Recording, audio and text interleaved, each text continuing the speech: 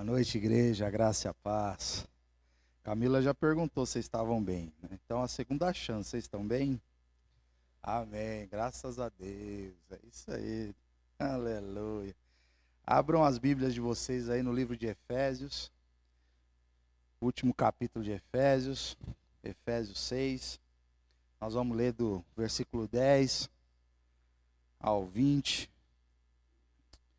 Aleluia. Glória a Deus por isso. Enquanto vocês estão abrindo aí, deixa eu explicar um pouquinho a origem desse sermão de hoje. Não sei se acontece isso com vocês, né? Comigo acontece de vez em quando, mas quando acontece sim é meio duro, né? Que eu vou dizer. Mas por esses dias aí, sabe quando você está tudo bem e de repente você começa a ficar irritado? É só comigo essas coisas? Só comigo, né, essas coisas? Do nada, assim, você começa a ficar irritado. Aí é um problema esse trem de ficar irritado, né? As coisas começam a dar errado, assim. E o problema de ficar irritado é que alguém vai pagar, né? Alguém paga. Geralmente esse que paga é aquele que fez a menor coisinha, assim, mas aí você descarrega, né? Você já está até as tampas, aí você fala o quê? Você descarrega. Você está irritado. Eu estava assim esses dias, comecei a me irritar de repente com as coisas. Uma sequência de chateação, né? Aí eu fico pensando, né? Quantas vozes, né? Quantos ruídos existem entre a palavra de Deus e suas ações, né? E as nossas ações, né? Então, diante de um cenário desse, quantas vozes, quantos ruídos, quantos métodos, estratégias você tem dentro da sua cabeça, né? Entre a palavra de Deus e as suas ações. Eu fiquei pensando sobre isso até que eu tive que fazer um trabalho assim, externo e estava na rua, né? E quando eu cheguei em casa de tarde para a noite, eu falei com a Camila sobre isso, assim. Logo pela manhã eu já falei, Camila, é melhor ficar atento, né? Por quê? Eu falei, porque eu estou irritado hoje, tem gente que está me irritando mais ainda aqui, no trânsito, não sei o quê, eu estou irritado. Então é melhor ficar atento, porque quando é assim o dia promete, hein? O dia promete, então eu vou ficar atento e tal. E aí, nesse mesmo dia, eu tive que fazer uns negócios fora, assim, e tal. E aí eu percebi que tinha um sujeito, eu sei lá, ele era esquisito, gente. Ele é esquisito, eu não sei se ele estava me seguindo, se ele queria seguir, eu sei lá qual era o tipo de maldade que ele queria fazer, mas eu olhei assim pra cara dele e falei, esse cara tá esquisito, né? E eu percebi que ele estava me andando atrás de mim, assim. E aí eu falei com Deus, né? Falei, Senhor, se esse camarada vier com graça, hoje ele vai ganhar o dele. Graças a Deus ele não veio com graça, ninguém ganhou de ninguém, ninguém perdeu, tá tudo certo. E aí eu cheguei em casa, falei pra Camila, contei essa história, falei, tinha um camarada assim esquisito, tal, saiu do mato e tal, não sei o que, ficou olhando pra minha cara. Quando eu contei essa história pra Camila, na hora ela falou assim, né? Nego, misericórdia, isso aí é demônio. Rapaz, no que a Camila falou isso, me atinei assim. Falei, estamos em guerra. Estamos vivendo uma batalha, é isso. Uma batalha, a gente fica irritado com as coisas assim. Tem gente que fica irritado com tudo mesmo, né? Mas ninguém fica irritado, assim, as coisinhas começam a irritar, chateações, uma sequência de coisas. Aí eu fiquei olhando assim, me atinei, eu falei, meu Deus, estamos em guerra. Então, irmãos, te prepara aí, porque essa é uma pregação para cristão hoje, viu? E somente para cristão. Quem não é crente hoje pode ficar até escandalizado. Quem não é cristão hoje talvez fique até irritado com as coisas que nós vamos falar aqui, ou fique até com zombaria, né? Um tipo de zombaria, esses crentes inventam moda, não é bem assim não e tal. Então essa é uma mensagem para crente. Crente Jesus Cristo, tá? Vamos ler? Efésios, capítulo 6, verso 10 em diante, a palavra do Senhor diz assim, ó. Quanto ao mais, sejam fortalecidos no Senhor e na força do seu poder, vistam-se com toda a armadura de Deus para poderem ficarem firmes contra as ciladas do diabo, porque a nossa luta não é contra o sangue e a carne, mas contra os principados e as potestades, contra os dominadores deste mundo tenebroso, contra as forças espirituais do mal, nas regiões celestiais. Por isso, peguem toda a armadura de Deus, para que vocês possam resistir no dia mal, e depois de terem vencido tudo, permanecer inabalável. Portanto, fiquem firmes, cingindo-se com a verdade, vestindo a couraça da justiça, tenham os pés calçados com a preparação do evangelho da paz, segurando o escudo da fé, com o qual poderão apagar os dardos inflamados do maligno. Usem também o capacete da salvação e a espada do Espírito, que é a palavra de Deus, aleluia. Orem em todo o tempo no Espírito, com todo tipo de oração e súplica, e para isto vigiem com toda perseverança e súplica por todos os santos. E orem por mim também, Paulo falando aqui, para que no abrir da minha boca me seja dada a palavra, para com ousadia tornar conhecido o ministério do Evangelho, o mistério do Evangelho, pelo qual sou embaixador em cadeias, para que em Cristo eu seja ousado falar como me cumpre a fazer. Glória a Deus. Glória a Deus. Ô irmãos, Paulo vai traçando assim uma linha linda, uma construção incrível da história, da salvação, da obra de Deus em Cristo Jesus aqui nesse livro de Efésios. E ele vai mostrando para nós a origem do amor de Deus aos eleitos, que são encontrados pelo poder da pregação do Evangelho.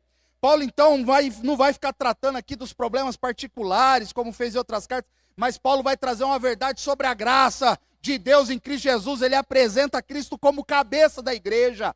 Paulo vai apresentando Jesus Cristo como pedra angular, como Salvador. Ele comissiona os ministros, dá função ali para os ministros. E no final, irmãos, no final, ele vai falar sobre esse ensinamento poderoso. Paulo então prepara o povo de Deus para uma batalha invisível, para uma batalha real, para uma batalha angustiante, para uma batalha sem tempo de refresco, apresentando o nosso inimigo e seus métodos e suas ciladas. Paulo instrui os cristãos a se revestirem contra os poderes do diabo, se fortalecer no Senhor e na força do seu poder, portando uma armadura que é espiritual, e depois de terem vencido tudo, permanecem inabaláveis.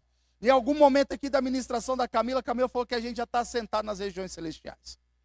No verso 13, se a gente perceber aí, ele fala, por isso peguem toda a armadura de Deus para que vocês possam resistir. No verso 12, ele dá aqui os parceiros do diabo e tal, os dominadores deste mundo tenebroso, contra as forças espirituais do mal, nas regiões celestiais. Então calma aí. Se nós já estamos sentados nas regiões celestiais, nós estamos cara a cara com esses miseráveis aqui. E esses não são miseráveis pecadores, não, são miseráveis mesmo. Miseráveis mesmo. Portanto, Paulo define a armadura de Deus como peça essencial da vida do cristão. Você já se viu assim, irmãos? Vestido o tempo todo com a armadura de Deus? A gente gasta tempo se arrumando para vir para o culto, mas basta uma roupa só. Cinturão da verdade, couraça da justiça, sandálias do evangelho da paz, escudo da fé, capacete da salvação e espada do Espírito, que é a palavra de Deus, e o último ingrediente que está aqui, orar sem cessar. Orar o tempo todo. Já se viu vestido assim, irmãos? Engraçado até, né? Mas essa tem que ser a roupa do crente. Fica claro aqui que existe um povo, sim, um povo de Deus, e esse povo é equiparado a um bom soldado de Cristo bem armado, mas que não luta com as armas do mundo, mas que luta com as armas de fé. Essa é uma palavra hoje de encorajamento para mim e para você. Todo cristão viveu, ou vive, ou viverá em lutas. Essa é a verdade. Todo cristão, ele vive em lutas morais, ou em lutas espirituais, ou algum tipo de luta social. É assim que vive o cristão. Desde que o mundo é mundo, o cristão vive lutando. É ou não é, seu Roberto? Meu sogro, assim, a gente toda vez cumprimentava ele, né? Fala, seu Roberto, tudo bem? Na luta. É bíblico isso, é bíblico, é crente na luta, é assim mesmo. Desde que o mundo é mundo, o cristão, ele vive lutando. Ao que me parece, hoje é algo mais urgente e mais agudo, essa luta que o cristão tem vivido. Por quê? Porque houve um período, gente, que parece assim que as famílias, elas eram mais protegidas, é ou não é? Hoje não mais, o mundo entrou no lar, o mundo está entrando no lar e entra de muitas maneiras. Mas vamos aqui para o texto. Paulo inicia aqui no verso 10 do capítulo 6. Como que Paulo inicia aqui? Quanto ao mais. Ou em algumas versões ele coloca um finalmente.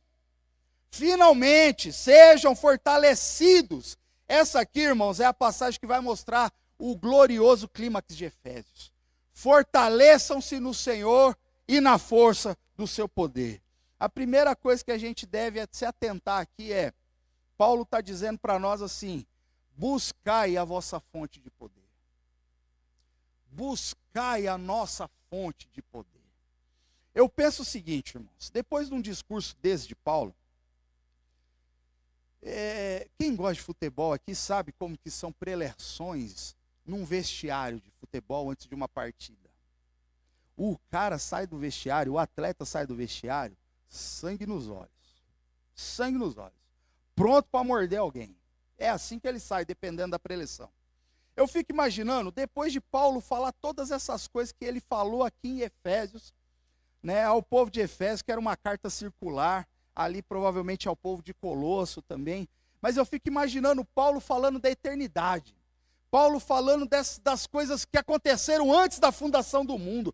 Paulo falando da plenitude dos tempos. Olha só a linha que Paulo traça. Ele fala de coisas antes da eternidade, ali antes da fundação do mundo, e fala de coisas ali na plenitude dos tempos. Ele fala do poder do Espírito de Deus, que ressuscitou Jesus Cristo dentre os mortos ali, ao terceiro dia. Ele fala assim, ó, esse poder é para que vocês vivam de maneira digna do evangelho do qual vocês foram chamados, ou seja, vivam de maneira equilibrada. Eu fico pensando, depois de tudo isso que Paulo fala, só faltava o Paulo fazer igual o treinador em preleção. Agora vão, povo, e lutem. É ou não é? Depois de um trem desse, o cara sai mordendo tudo. Mas não. Paulo fala assim, ó, depois disso tudo, ele fala, sejam fortalecidos no Senhor e na força do seu poder. Meu irmão, gente boa, a vida cristã não é uma bolha. A vida cristã não é uma bolha, muito menos um lugar de prazer e de realizações. Não é. Tenho que dizer isso para você. A vida cristã é um verdadeiro campo minado, irmão. Um verdadeiro campo de batalha. E você foi chamado para um combate. Viu, soldado de Cristo? Você foi chamado, é para um combate. E aí eu fico perguntando, para mim e para você, quão forte é o poder de Deus? Porque Paulo está falando que é para a gente se fortalecer no Senhor e na força do seu poder. Quão forte é o poder de Deus? Você não para pensar essas coisas, irmãos? Ou do tipo assim, quanto de poder Deus usou para criar todas as coisas? Eu fico viajando com essas coisas. Quão forte é o poder de Deus? O próprio livro de Efésios fala aqui no capítulo 1, no verso 19 e 20, que a insuperável grandeza do poder de Deus que ressuscitou Jesus dentre os mortos e o fez ainda assentar no lugar de honra à direita de Deus nos domínios celestiais, nas regiões celestiais.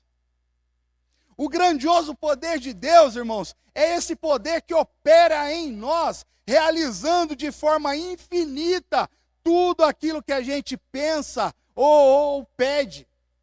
Esse é o poder que nós temos, irmão. Esse é o poder de Deus. Nós cantamos aqui um trecho aqui da canção que fala o quê? Não tenho medo de expor minhas fraquezas, defeitos e falhas. Irmãos, como pode um Deus que sabe dos nossos defeitos e falhas disponibilizar uma armadura e nos chamar para um bom combate? Que general é esse que olha um soldado cheio de defeitos e falhas e ainda convida ele para um bom combate? Um soldado como eu, que olhei lá o sujeito meio esquisito, falei, se ele chegar hoje, ele recebe o dele. Como pode, irmãos? Quão forte é o poder de Deus? E esse poder, irmãos, nós lemos aqui no verso 11, ele nos fortalecerá para fazer o quê? Vocês estão aí? Pode interagir, viu? Pode interagir. Obrigado, minha amada, obrigado. Esse poder nos fortalecerá para quê?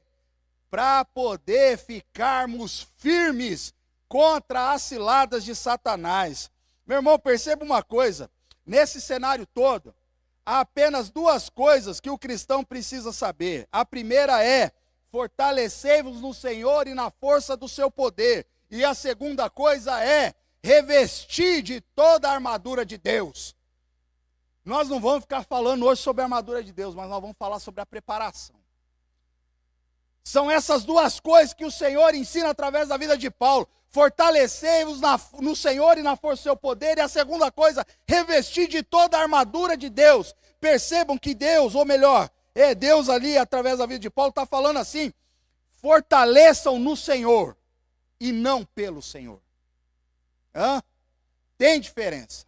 Fortaleçam no Senhor, nele, agarrado nele, inserido nele, enxertado nele, e não pelo Senhor. Tem um monte de crente que acha que está brigando pela causa de Cristo, tentando defender Deus. E não precisa. Não precisa. Deus não precisa que a gente o defenda. Mas fortaleçam no Senhor. Ele está dizendo, buscai a fonte de todo poder, irmãos. Que poder é esse, irmãos?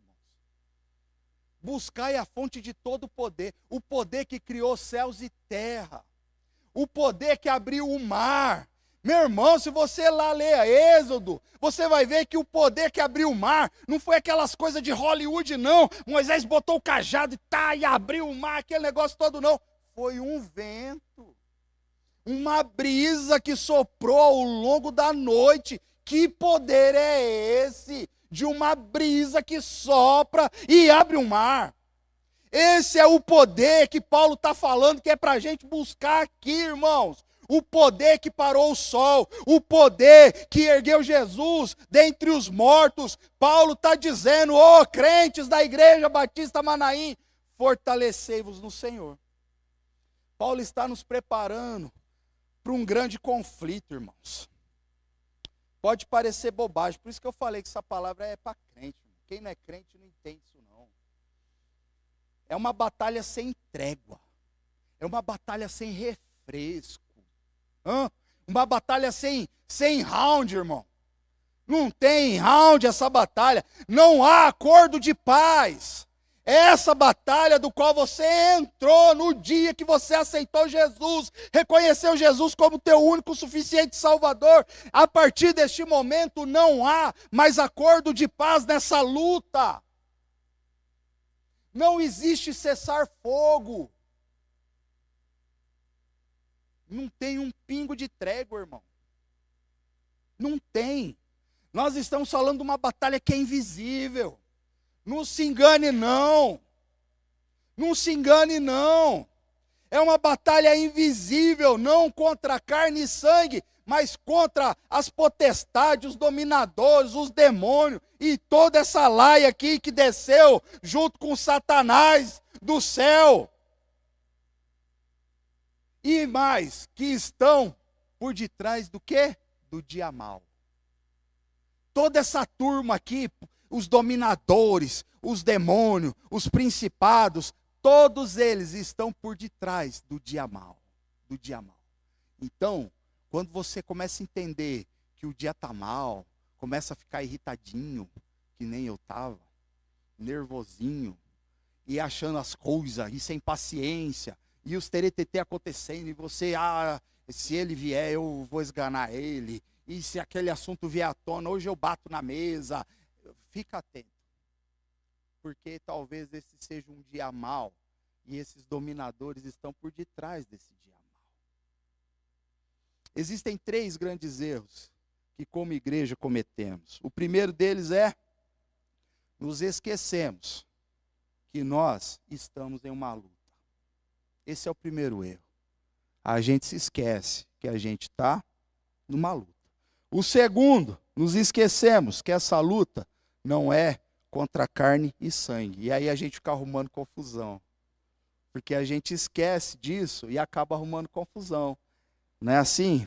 E o terceiro, que não é por nossa natureza que a gente vai conseguir vencer essa batalha. E aí então a gente fica com aquele que Paulo escreve, que fica desfigurando golpes no ar. A gente não acerta um golpe, fica cansado. E aí a gente para no meio da jornada. Então são 3 coisas. A gente se esquece que estamos em uma luta. Depois, nós esquecemos que essa luta não é contra carne e sangue. Aí a gente fica arrumando confusão. E depois, a gente acha que pelas nossas próprias forças nós vamos conseguir vencer o trem. E aí a gente não vence. E aí a gente desanima. E aí a gente desiste. Outras 2 advertências aqui, que sempre acontece com a gente. Qual que é, irmãos? Subestimar e superestimar o nosso inimigo, o nosso adversário. Então a gente subestima o nosso inimigo. Que jeito? Tem gente que praticamente anula a existência do diabo. Praticamente anula. Tem irmãos assim que quase não acreditam nisso. Quase não acreditam. Mas, irmãos, não podemos subestimar, não. Ele não é uma lenda. O diabo não é uma lenda. O diabo não é uma energia negativa. O diabo é o chefe do mal. Ele é o chefe do mal. O diabo é o astuto das trevas. O diabo é aquele que só tem métodos de morte. 1 Pedro 5,18 diz que ele é como um leão que ruge ao nosso derredor, querendo o quê? Devorar. Então não podemos subestimar o inimigo. Mas também não podemos superestimar o inimigo. Tem pessoas que ficam gastando a vida toda tentando entender, encontrar a melhor forma de expulsar um demônio, de ir não sei o quê. É conferência atrás de conferência, curso e mais curso, para entender tipo de demônio, tipo disso, tipo daquilo, batalha espiritual, e uns xerebecanta do poder, e uns negócios doidos. E ó, eu não estou menosprezando isso, ao contrário, deve conhecer mesmo, tem que conhecer mesmo. Mas tem gente gastando pestana demais com isso. Tem gente gastando tempo demais com isso. Falando mais do diabo, querendo conhecer mais o diabo do que o nosso Senhor. Então não podemos também superestimar isso não. Agora outro ponto, irmãos. Tem pessoas que se acostumaram a colocar tudo na conta do diabo. Já viu isso? É negativo. Ih, isso é coisa do diabo. Tá dando errado, agora tá dando errado. É o inimigo, tá dando, é o diabo. É o diabo. Irmãos, deixa eu falar um negócio para você. Desde quando Adão cedeu às tentações, tragédias acontecem. Tragédias acontecem. Infelizmente, fatalidades, infelizmente, acontecem. São coisas que simplesmente não dão certo. Acontecem. O que eu quero dizer é, nem todo pneu do carro que fura é o diabo. Irmão. Às vezes é até um livramento. Mas nem todo pneu que fura é o diabo. Deixa eu contar um negócio para vocês.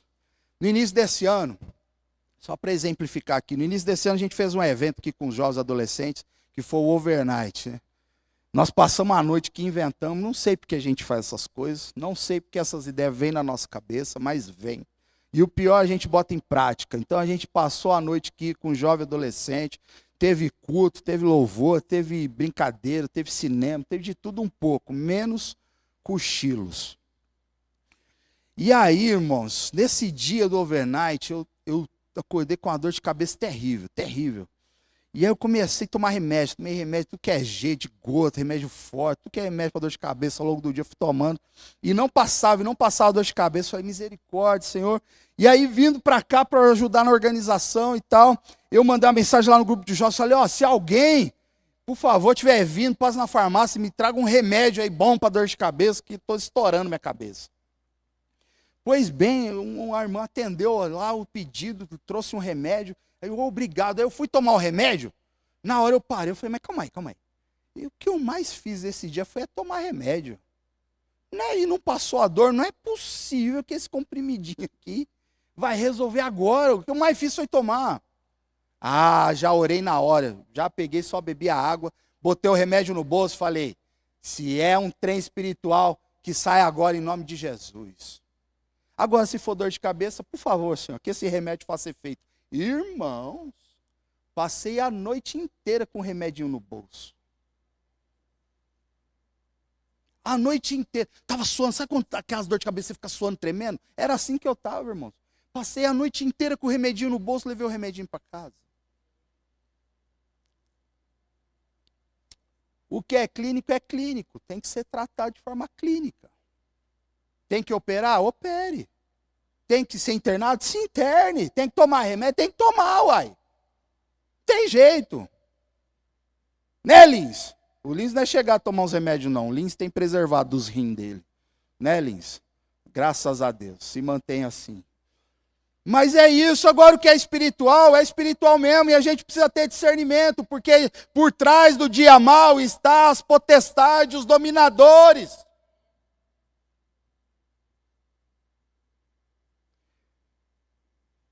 Vocês estão comigo aí? Amém?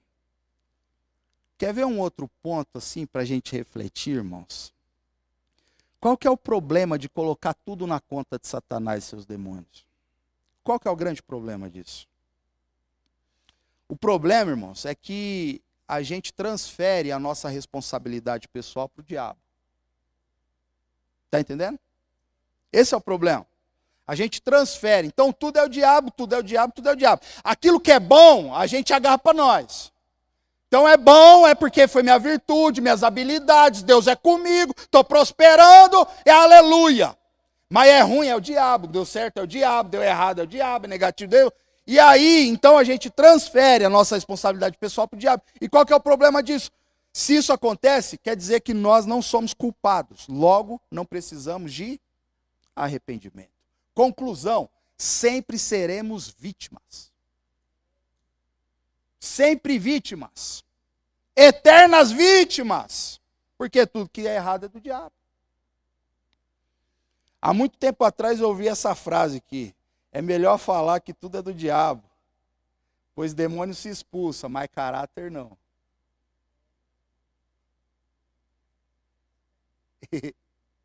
Vou falar de novo, tá bom?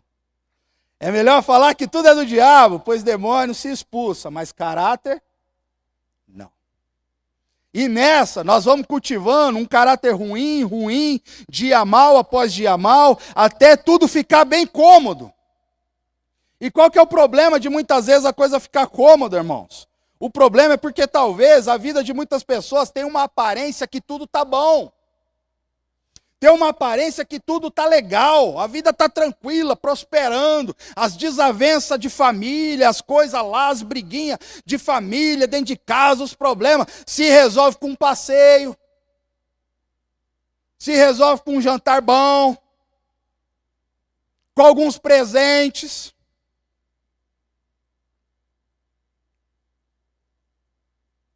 Mas talvez, meu irmão, a vida cômoda que você está vivendo, seja o lugar certinho que o inimigo planejou para você.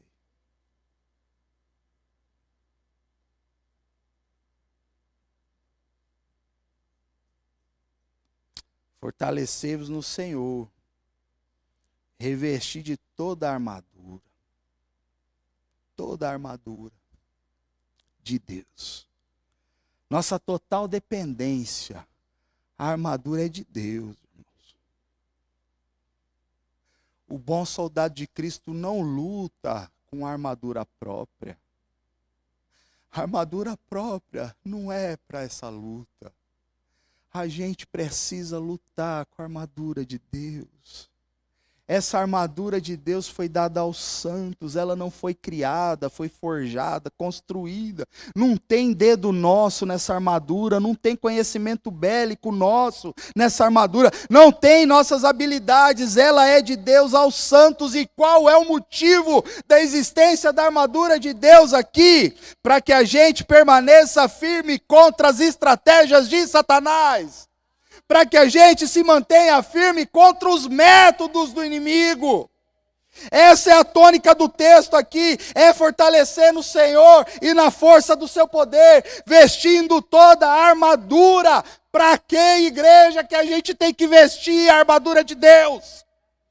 Para ficarmos firmes, para que a gente consiga resistir o inimigo no dia mau. No dia mau. Oh, aleluia.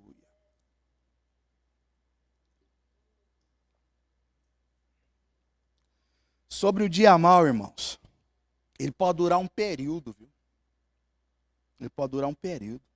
Não quer dizer que seja literal um dia mau. Pode ser também, mas não quer dizer que seja apenas um dia ele todo sendo mal na sua vida, na minha vida. Até porque eu vou falar um negócio, a investida de Satanás e seus demônios não vai ser apenas para trazer horrores para você em apenas um dia. Não vai ser para trazer horrores para você apenas num dia, não. Eu tenho certeza disso, porque a vontade de Satanás é te destruir, irmão. É te destruir, não se engane. Mas uma coisa é fato, o dia mau ele sempre vai existir, o dia mau ele sempre vai vir com o propósito de te colocar em xeque-mate contra os propósitos de Deus, contra a vontade de Deus. Quando o dia mau ele chega, irmãos, a ideia é esfriar você na fé. É ou não é assim, irmãos? Quando uma sequência de coisas ruins acontece na sua vida, aí você vai lá lutando, faz jejum, vem para a igreja, muda os hábitos, dá dízimo, faz campanha, toma ceia e tal, e a coisa fica enroscada, e aí chega uma hora que você fala assim, Deus, não é possível que o Senhor não me vê. Não é possível que nessa luta eu estou sozinho. Não é possível isso. Quantas pessoas têm passado dias maus, irmãos? E quantas pessoas têm perdido os dias maus? Ou melhor, têm perdido batalha nos dias maus, porque têm lutado com as armas deste mundo. Tem tentado esganar um, tem tentado fazer justiça própria com o outro, tem maquinado nas coxias, né, nas coxias da empresa, nas coxias.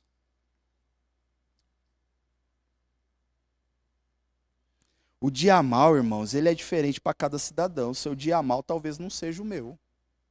Talvez não seja. Como o corpo de Cristo, eu tenho certeza que nós sofremos dia mau. Mas talvez o dia mau seu não seja o mesmo que o meu.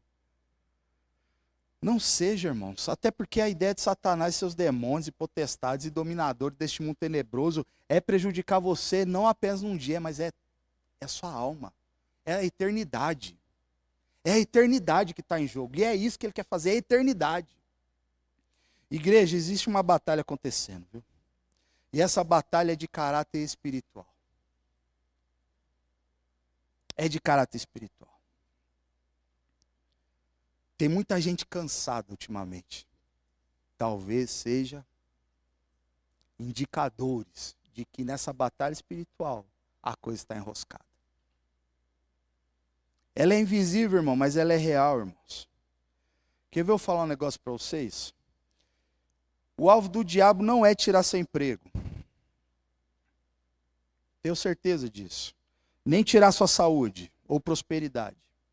Sabe por quê, irmãos? Ele fez isso com Jó. Ele sabe muito bem o resultado final de um crente que perde emprego, perde saúde, perde tudo.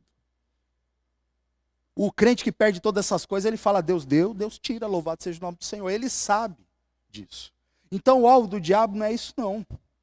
Sabe qual é o alvo do diabo?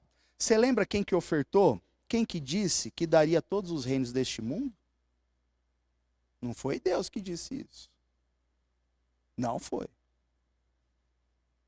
Hã? Quem foi que ofertou? Todos os reinos do mundo te darei se prostrado me adorar. Não fui Deus.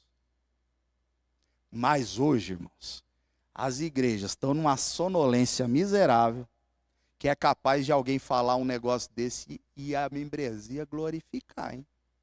Se prostrado me adorares, eu te darei todos os reinos deste mundo. Ah, rapaz, tem igreja que vai rodar ali, aleluia. Mas não foi Deus que prometeu isso. Portanto, irmãos, o inimigo ele quer ceifar tua alma, irmão. E se possível for, ele vai capaz de inclusive te dar tudo. É isso. É isso. Se possível for, ele te dá tudo com o propósito de ceifar tua alma. Como venceremos, irmãos, o dia mau? Acho que é hora da gente começar a polir o nosso escudo, viu? Aqui nós lemos aqui que o escudo ele precisa ser preparado, precisa ser agarrado o escudo por conta dos dardos inflamados do maligno. Há uma história que diz que antigamente os escudos dos soldados eles eram feitos de couro, então, ou madeira ou metal revestido de couro. E o soldado, quando ele ia para uma batalha, ele ficava encharcando aquele escudo na água. Na água. Para quê? Para quando os dardos inflamados do inimigo batessem naquele escudo encharcado, não propagasse fogo. Eu acho que está na hora da gente começar a cuidar dessa armadura de Deus. Acho que está na hora da gente começar a lustrar a nossa armadura e empunhar o nosso escudo. Certa vez Spurgeon disse, se quisermos armas, devemos buscar na Bíblia, apenas nela. Não existe outra fonte de busca, irmãos. O Evangelho é realista. O Evangelho é realista. O verso 13 aqui, ele fala assim, por isso, peguem toda a armadura de Deus, ou em outras versões, tomai, vistam toda a armadura de Deus. O que tem de importante nisso, irmãos? O que tem de importante nessa declaração? O que significa essa declaração? Por isso, peguem toda a armadura de Deus. A resposta é clara, é para que o inimigo não te encontre indefeso. Por isso, precisamos pegar, vestir toda a armadura de Deus, para que o inimigo não nos encontre indefeso. Essa é a roupa do crente, irmãos. A armadura de Deus.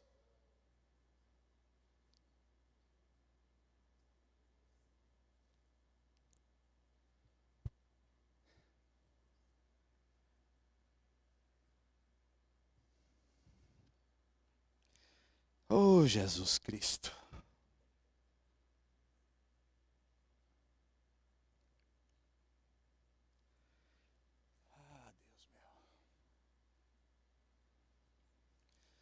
Elias orou, e o fogo desceu. Josué orou, e o sol parou. Elias orou, e o fogo desceu. Josué orou, e o sol parou. A armadura é de Deus, a armadura é de Deus.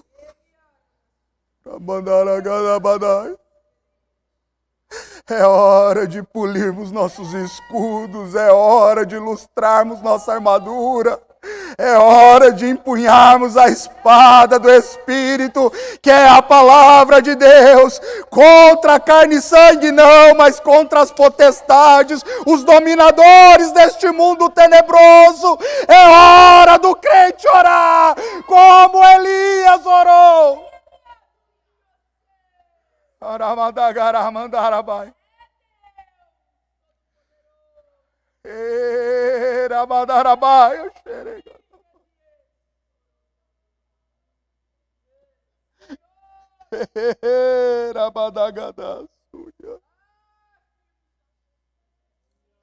Oh, Jesus Cristo, Deus de poder. Deus de poder.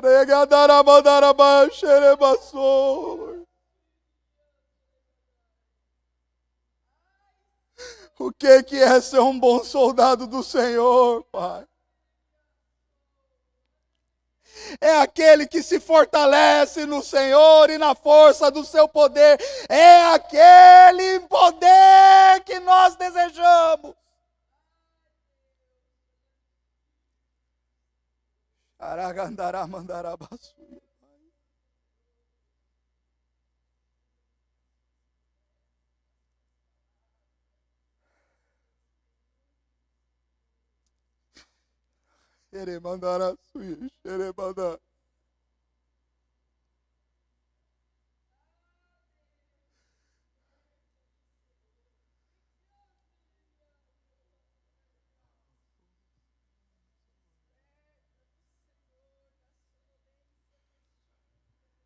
Ao começarmos a orar, este templo treme.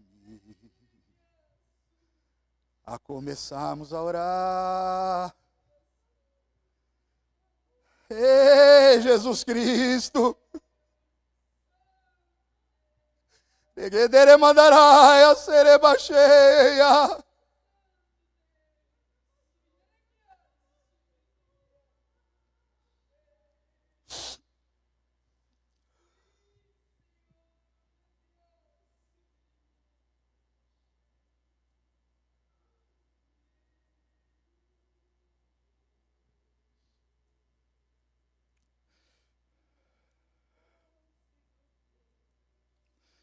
Paulo estava preso aqui, irmãos. E é lindo prestar atenção nisso. No último versículo que a gente leu, fala que estou em cadeias. Paulo estava preso aqui e ele escreve em Efésios. Paulo escrevendo Efésios é uma escrita de alguém completamente livre. Completamente liberto. Paulo está aqui completamente liberto. E como um homem desse está completamente liberto, estando algemado em cadeias, irmão? Ele fala de coisas aqui no início do texto, aqui no início do livro, ele fala de eternidade, ele fala sobre a plenitude dos tempos. Tem um autor, o Stott, que diz que mesmo Paulo algemado e confinado, o seu coração e a sua mente habitavam a eternidade. O bom soldado de Cristo tem que ter o coração e a mente habitando a eternidade. É curioso isso, porque essa prisão de Paulo era diferente, era uma prisão domiciliar. Paulo estava ali junto à guarda pretoriana.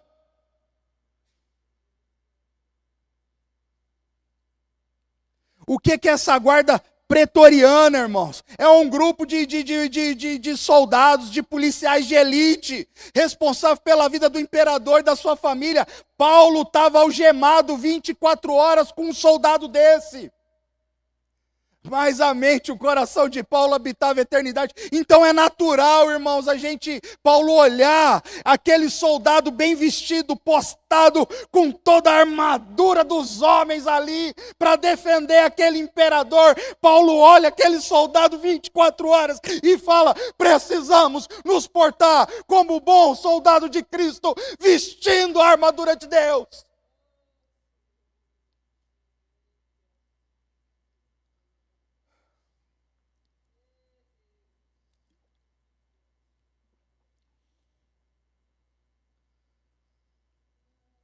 O dia mau, irmãos, indica uma época em que o conflito é muito severo. Talvez você esteja vivendo um dia mau. Talvez seja seu negócio que não vai para frente. Talvez seja o cansaço da própria vida. Talvez seja uma viuvez. Eu não sei qual é o seu dia mau, irmãos, mas dia mau indica momentos críticos, são perseguições vindo de fora e são temores vindo de dentro, são tribulações vindo de dentro. Mas tem uma boa notícia para mim e para você: quando Cristo voltar, o dia mau não existirá mais. Mas enquanto Cristo não volta, precisamos estar fortalecidos no Senhor, revestidos de toda a armadura.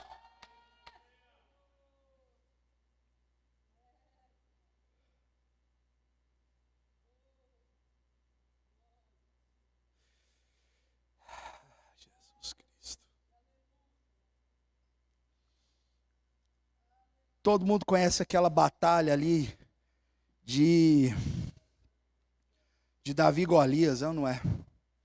Ela está lá no livro de 1 Samuel, no capítulo 17. Samuel era o menorzinho da casa dele, dos irmãos. Os irmãos eram todos guerreiros, soldados, uns homens brabos, e foram para a batalha. E Davi ficou cuidando das ovelhas do pai ali, do rebanho do pai. Aí o pai fala para ele: olha, Davi, meu filho, vai lá saber como estão seus irmãos, essa é a história. Mas eu te desafio a ler na sua casa.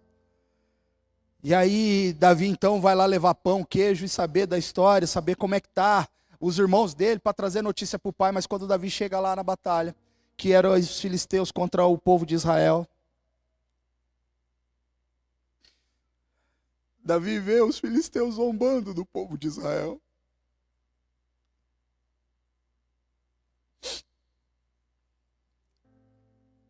E Davi não quer saber não, ele se alista ali. Ele nem era soldado, ele era pastor, um pastorzinho. Que a Bíblia diz que ele era franzininho, pequenininho.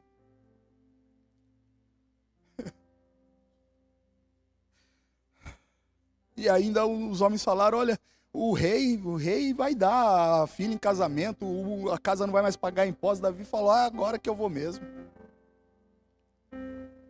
Eu faço uma pergunta para você, irmão. Davi, ele chega lá então para a batalha. Saul olha para ele e fala, então usa minha armadura. O rei dá a própria armadura dele para Davi. Davi veste aquela armadura. E a Bíblia narra que ele mal consegue andar. Ele mal consegue andar com aquela armadura. Então ele tira aquela armadura. Ele passa a mão em 5 pedras, pega a funda dele e vai. Eu faço uma pergunta, irmãos. Davi lutou sem armadura naquele dia?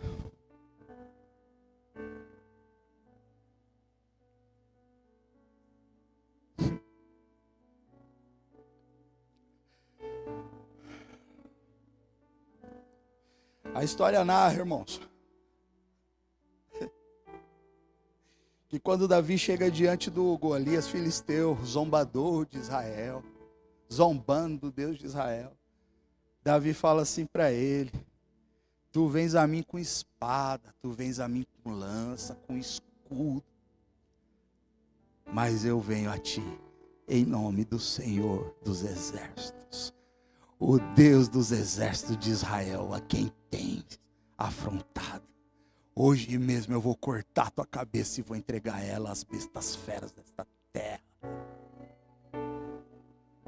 Eu acho que Davi tinha uma armadura.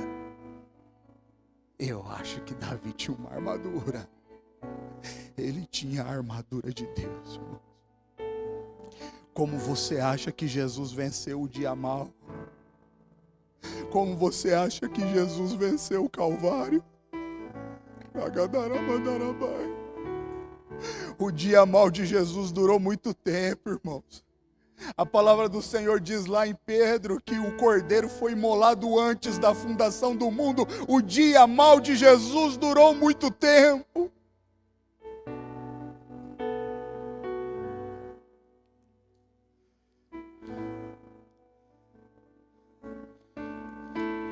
Escute isso.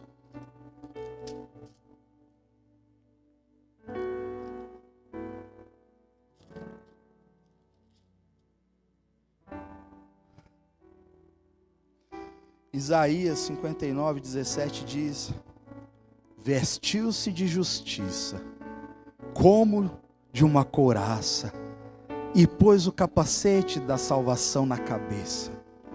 Pôs sobre si as vestes da vingança, e se cobriu de zelo, como de um manto. Esse é Jesus, irmão. Vestiu-se de justiça, o meu Senhor, o seu Senhor. Vestiu-se de justiça como de uma couraça, pôs o capacete da salvação na cabeça, pôs sobre si vestes de vingança e se cobriu de zelo como de um manto. O meu Jesus, o seu Jesus, ele vestiu a armadura de Deus. Se Jesus, o Filho amado do Pai, o soldado número 1, o legendário número 1, usou a armadura de Deus e foi vitorioso, isso prova que a armadura de Deus é eficaz.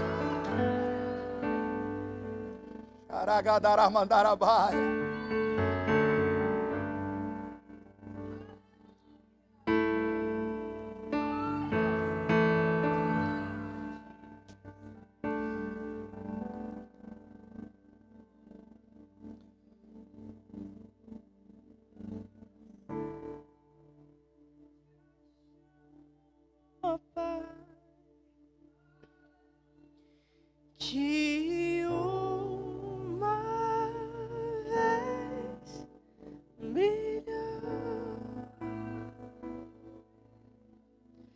vem limpar, brilhar, resplandecer o meu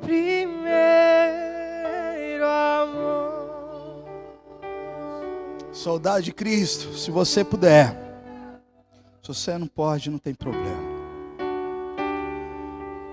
Se você tem problemas no joelho, não tem problema não. Se coloca de joelho aí, porque a nossa luta é de joelho. Se coloca de joelho aí, em nome de Jesus. Em nome de Jesus.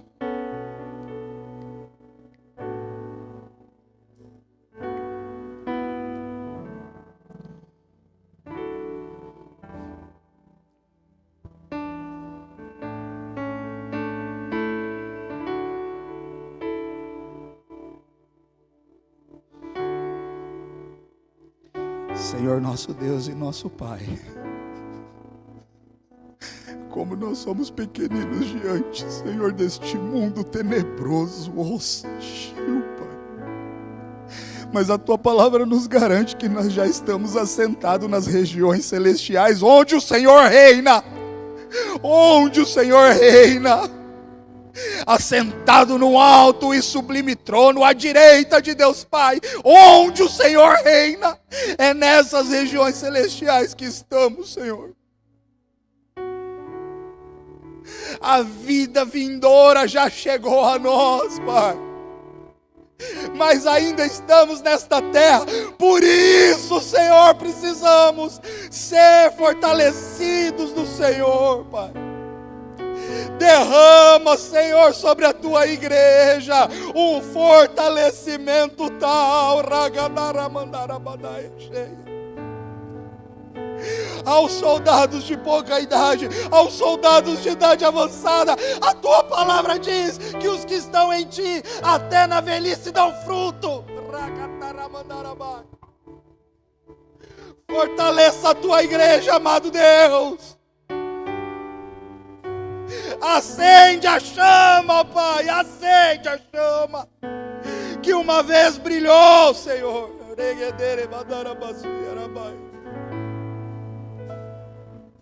Precisamos orar como Elias orou, precisamos orar como Josué orou, precisamos orar como o Senhor Jesus orou.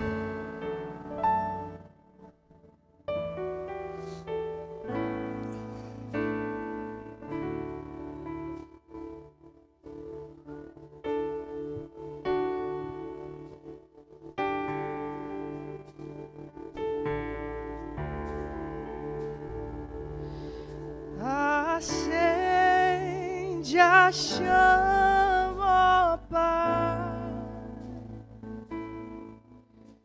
que uma vez brilhou.